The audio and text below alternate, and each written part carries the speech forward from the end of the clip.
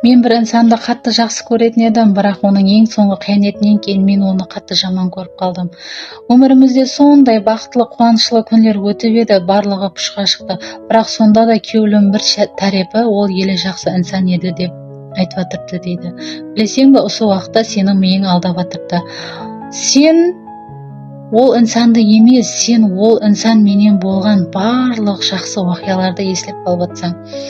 Бұл дүнияда жаман адам болмайды. Хаммесі уақыт өтуі менен өзгереді.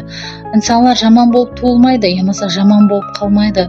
Тек біз өмірімізде ұшыраған har bir уақияға өзлеріміз реакция қалдырамыз, пікір білдіреміз. Һәм өмірді өзлеріміз қалемеген халда қате бағытқа бағдарлап, қате түсініп аламыз.